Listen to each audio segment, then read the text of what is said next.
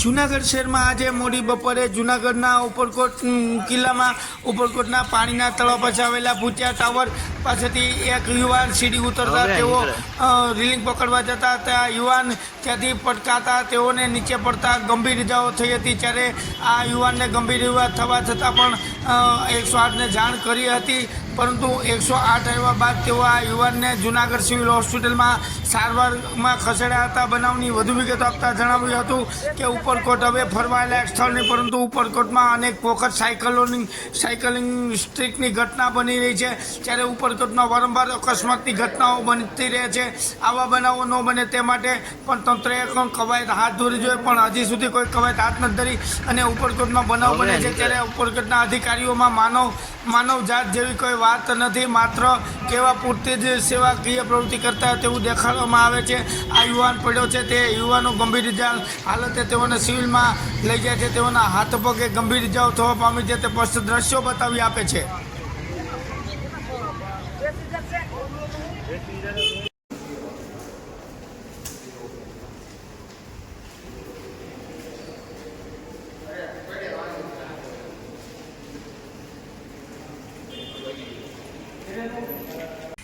काम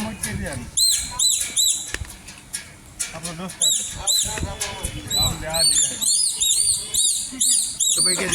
बस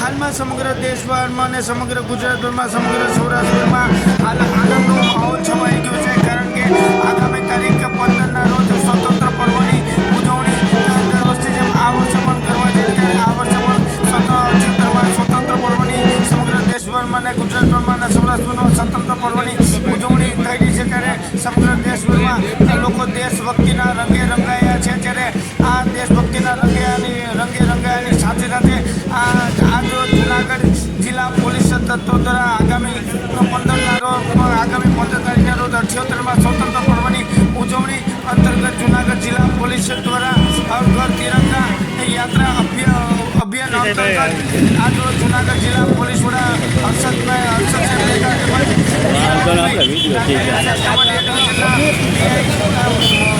સાવંત સાહેબ સહિતના સમગ્ર પોલીસ અધિકારીઓ અને સમગ્ર જિલ્લા પોલીસ વડા સહિતના કર્મચારીઓ સહિતના પોલીસ સાથે રહીને 2000થી વધુ તિરંગા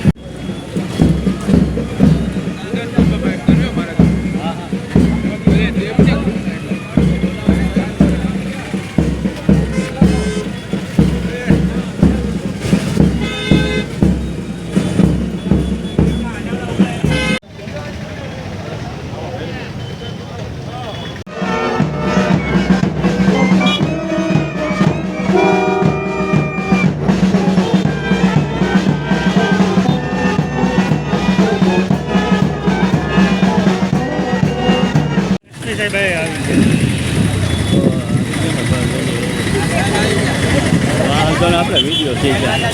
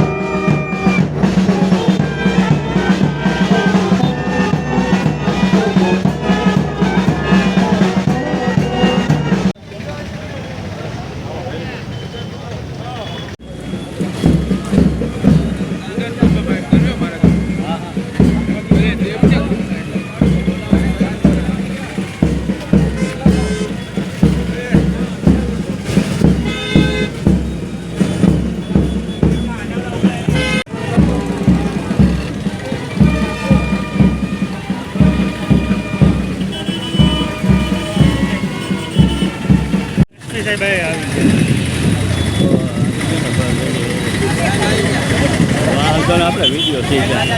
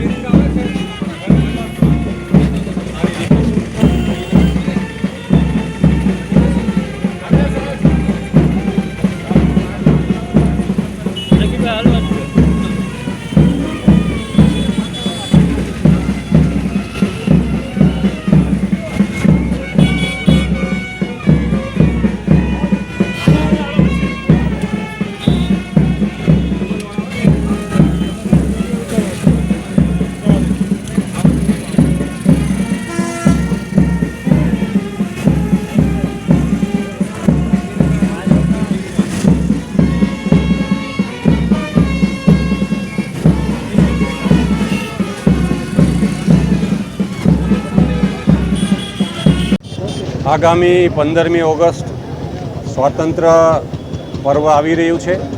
સાથે સાથે આજથી હર ઘર તિરંગાની પણ એક સમગ્ર જૂનાગઢ શહેરમાં અને જિલ્લામાં તિરંગા પ્રત્યે લોકોને દેશભક્તિ જાગે, તિરંગાનું શું રાષ્ટ્રની આઝાદીમાં મહત્ત્વ છે, અને સાથે સાથે તમામ કચેરીઓ, તમામ ઘર, તમામ ગામમાં પણ દરેક લોકો આ તિરંગાનું મહત્ત્વ સમજે અને રાષ્ટ્રની આપણી જે આઝાદી મળી છે એ આઝાદીનું પણ મહાત્મા એમને જાણે. યુવાનો, બાળકો અને સ્કૂલ કોલેજમાં પણ આપણે કેવી રીતે આઝાદી મળી છે ને એમાં તિરંગાનું શું મહત્ત્વ રહ્યું છે, આ હેતુથી આજે અહીંયા ગાંધી ચોક ખાતે જૂનાગઢ પોલીસ દ્વારા બેન્ડની રાષ્ટ્રગીતોની સુરાવલી સાથે અહીંયા તમામ લોકોને આ તિરંગાનું વિતરણ ચાલી રહ્યું છે. આગામી દિવસોમાં ઝુંબેશ વધુ ચલાવવામાં આવશે. સાથે સાથે પોલીસ સ્ટેશન અને સરકારી કચેરીઓમાં પણ તિરંગા લગાવવાની સાથે સાથે એમને શણગારવા માટેની પણ હાલ તજવીજ ચાલુ છે. જૂનાગઢમાં વિકલાંગોની જૂનાગઢ શહેરના એસટીના વર્કશોપના અધિકારીને પોતાની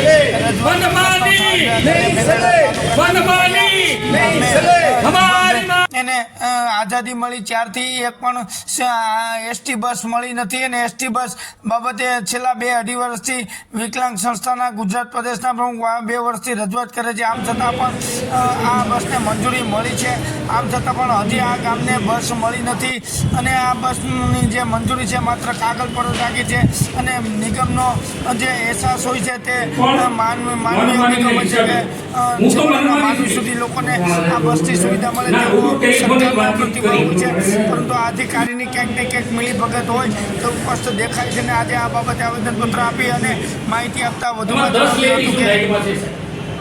મેં નજરે જોયેલ છે તો લેડીઝો આવી જાય તો આ રૂટાવા બંધ કરી દેવાના, ચાલુ નહીં કરવાના. જે તે દિવસે મને મકવાણા સાહેબ એમ કે એમાં લેડીઝ કંડક્ટર છે તો લેડીઝ કંડક્ટર એક જ મિનિટ.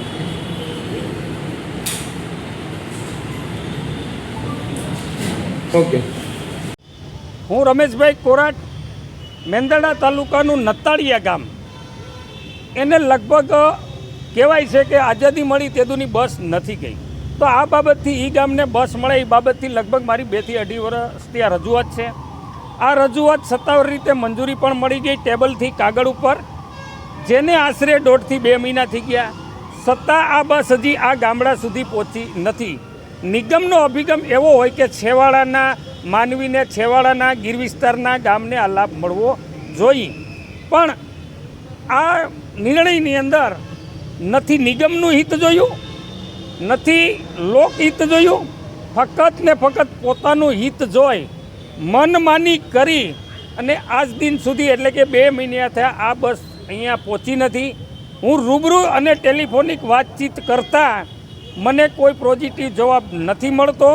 એટલે ફરી આજ તારીખ 8ના રોજ ફરી ગામના સરપંચ, ગામના આગેવાનોને સાથે રાખી ફરી આજ અમે રજૂઆત કરી છે કે જો દિવસ 8ની અંદર આ ગામમાં બસ નહીં આવે તો ગામના બૈરાઓ, નાના છોકરાઓ અને જેન્ટ્સ સહિત આ જ પટરાંગણની અંદર આજે દેશ રામમય છે તો રામધૂન અમે બોલાવવા પહોંચી જશું. પણ આ નિર્ણયથી, અધિકારીઓના આવા નિર્ણયથી ખરેખર સરકારની છબી ખરડાય છે.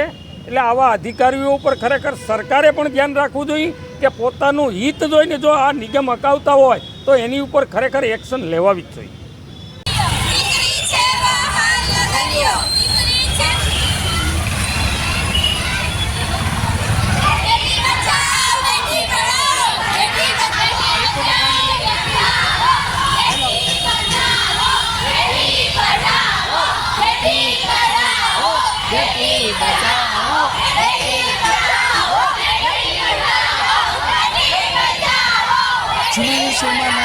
ઉત્સવ અંતર્ગત પ્રથમ સપ્તાહની ઉજવણી જૂનાગઢના ધામધૂમપૂર્વક કરવામાં આવી હતી. ત્યારે પ્રથમ સપ્તાહથી લઈને આ દિન સુધીના ભવ્ય કાર્યક્રમ યોજાતા અને આજે છેલ્લા સપ્તાહના દિવસે બેટી બચાવો બેટી બચાવોના નારા સાથે ભવ્ય રેલી યોજાઈ. વધુમાં માહિતી આપતા અધિકારી શ્રીએ વિશેષમાં જણાવ્યું હતું કે